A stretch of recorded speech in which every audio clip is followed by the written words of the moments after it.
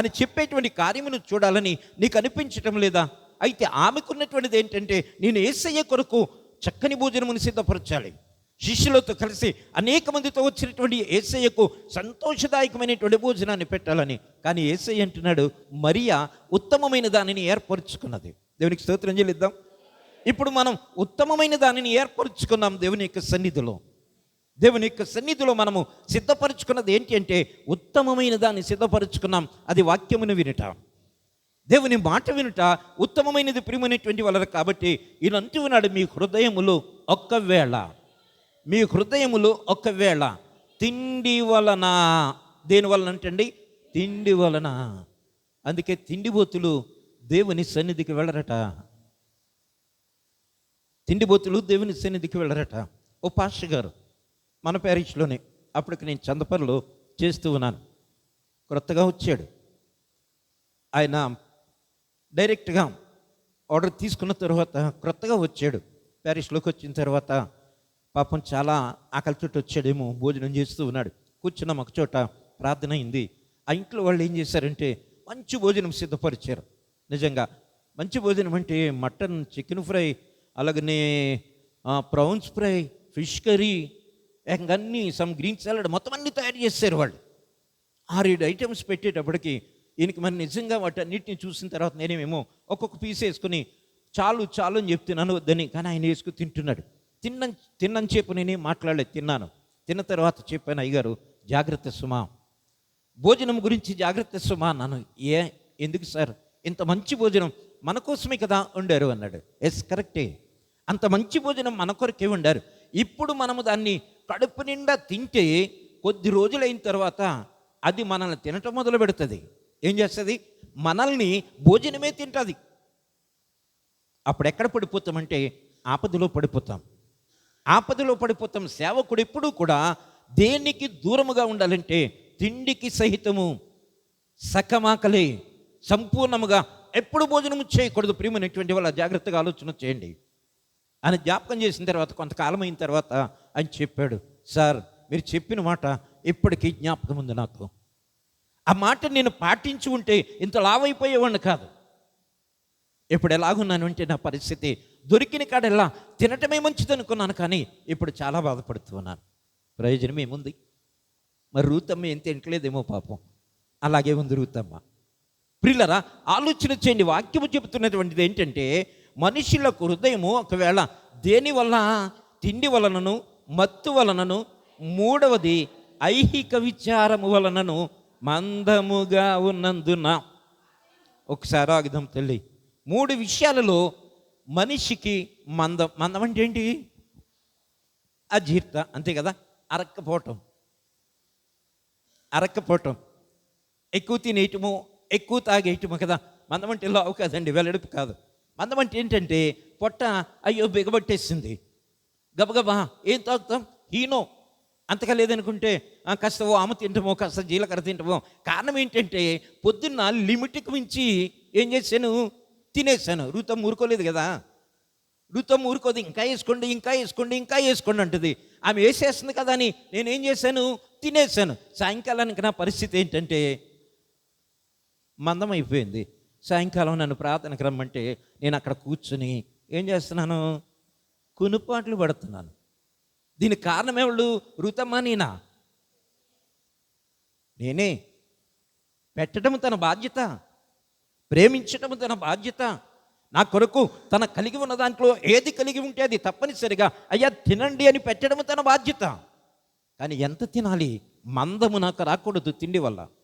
తిండి వల్ల నేను మందమొత్తుడినై నా పనికి అంతరాయము కలిగించడానికి వీలు లేదు. అందుకని ప్రభు చెబుతూ ఉన్నాడు, ఒకవేళ తిండి వలన రెండో మాట ఏమంటాడు?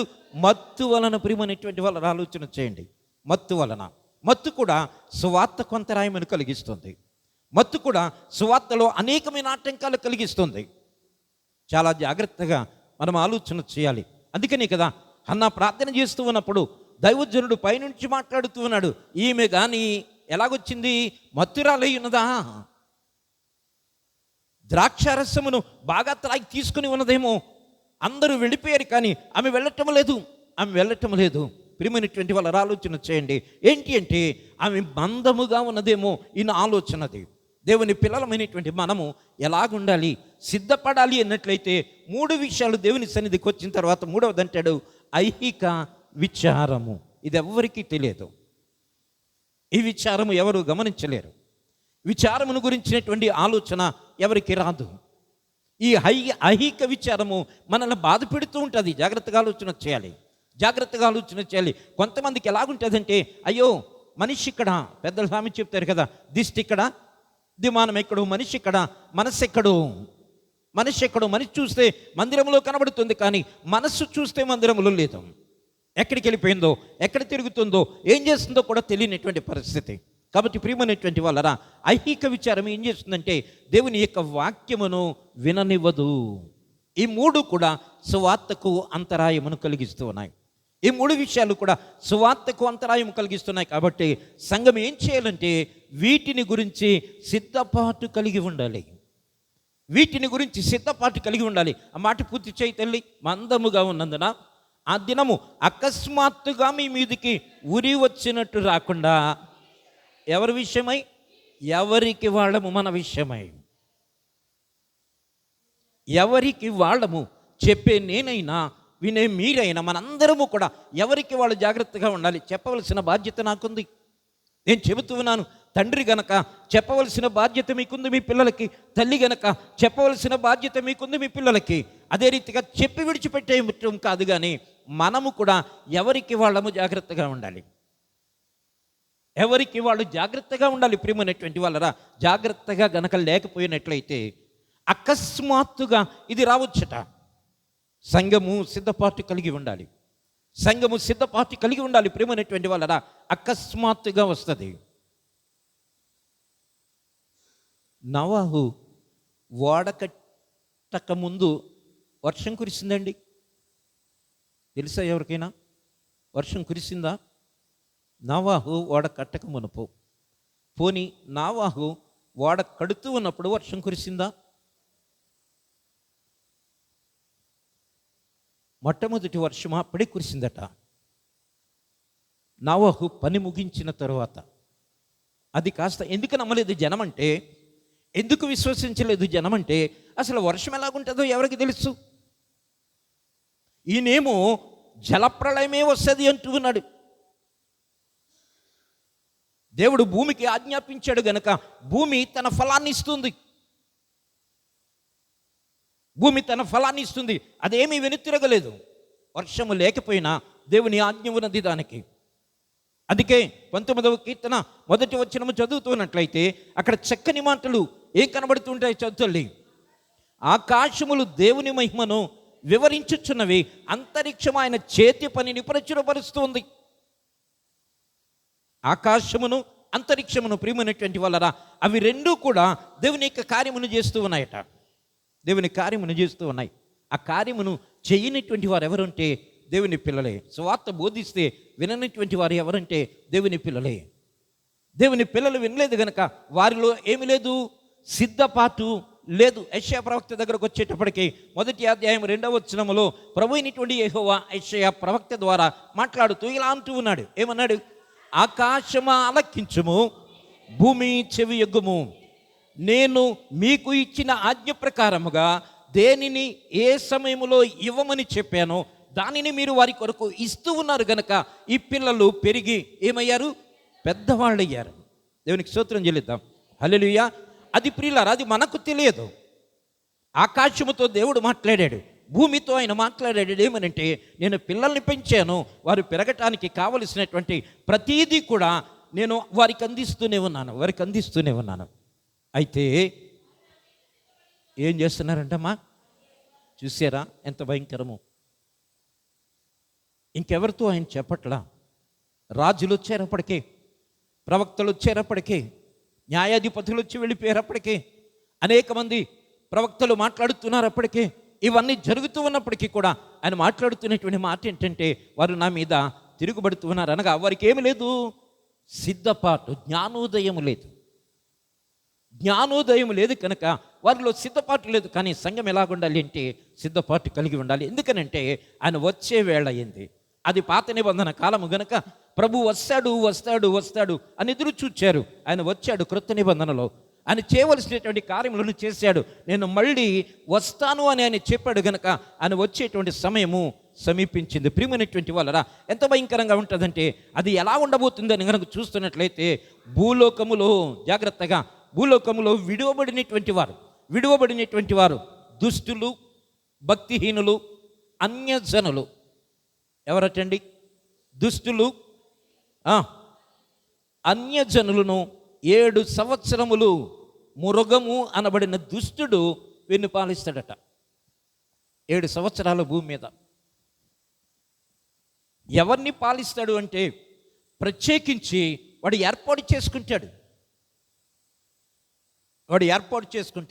ఆ ఏర్పాట్లో చాలా భయంకరంగా ఉంటుంది. 1960లో అనుకుంటా, 1960లో అమెరికాలో ఒకడు, అందరూ క్రైస్తు పేరు మీద చర్చిలకు వెళుతూ ఉన్నారు, క్రీస్తు పేరు మీద ఆలయాలు కడుతూ ఉన్నారు. అద్భుతమైనటువంటి ఆలయాలు నిర్మాణం జరుగుతూ ఉన్నాయి. చాలామంది వెళుతూ ఉన్నారు, వస్తూ ఉన్నారు. వారు ఎప్పుడు ఒకేలా కనబడుతూ ఉన్నారు. దెర్ ఈజ్ నో చేంజెస్ వారిలో. వాడు అనుకున్నాడు, చాలా చదువుకున్నటువంటి వ్యక్తి, ధనవంతుడు, ఆలోచన చేశాడు, నేను ఒక చర్చి స్టార్ట్ చేద్దామనుకుంటున్నాను. ఏం చర్చ్ అది? Church of Satan. ఏంటట? చర్చ్ ఆఫ్ సాతాన్ అనగా ఎవరిని ఆరాధించాలి? సాతానును ఆరాధించటానికి. అసలు ఎవరైనా వస్తారా రారా అని ప్రయత్నం చేశాడట. వెళతారా? వెళ్ళరండి, వెళ్ళరా. ఇప్పుడు ఆ సెంటర్లో, మన వంతిరింకాడ కదా, ఆ సెంటర్లో కానీ ఎవరో మాటినోళ్ళు, మల్లికాసులు ఎవరికలు వచ్చారనుకో, డమ్మకమని డప్పు కొట్టారనుకో, ఎవడ కుచ్చాడే తెచ్చుకోండి, ఎవడ గోనాడే తెచ్చుకోండి అన్నారనుకో, వెళ్తారా? వెళ్ళరా అండి? ఎంతమంది వెళ్తారంటే ఒక్కడు కాదు, ఇద్దరు కాదు, పిల్లలు కాదు, పెద్దలు, బాలింతరాలు పిల్లలను భుజాన్ని వేసుకుని వెళ్ళిపోతుంది. చర్చిలో ఇంత అద్భుతమైనటువంటి నిర్మాణం చేసి వచ్చి కూర్చోండి అంటే, ఇక్కడ కూర్చోటం బాబు చలిట్టిపోద్దండి, మా పిల్లని తీసుకుని చర్చికి రానండి. కానీ ఎక్కడికి వెళ్ళిపోద్ది? ఎస్, వాడు ఆలోచన ఇది, నేను ఎంతమందిని కట్టగలను అని ఆలోచన చేసి విత్-ఇన్ 1 monthలో 20 లక్షల మందిని మెంబర్షిప్ ఇచ్చాడట.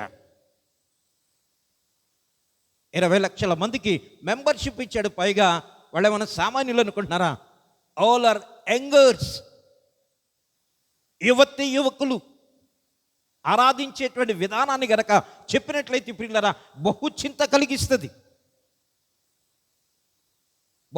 కలిగిస్తుంది. అంటే మనుషులు దేని కొరకు ప్రయాసపడుతున్నారంటే లోకము, అపవాది. అందుకని దేవుడు నిజముగా విశ్వాసికిని అవిశ్వాసికిని పరీక్ష ఇదే.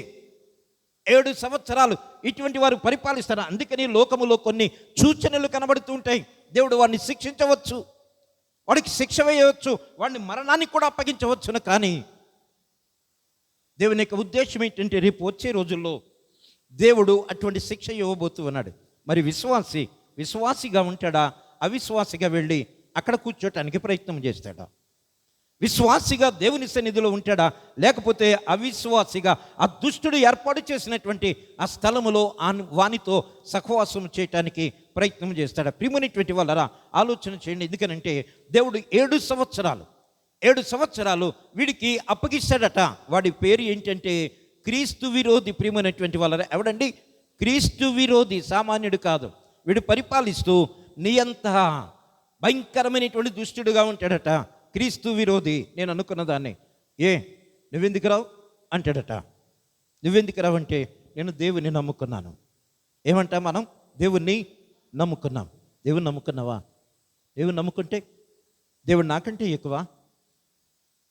ఎక్కువ నీ మీద చర్య తీసుకుంటాను. నీకు చేయవలసినటువంటి శిక్ష నేను విధిస్తాను. ఇక్కడ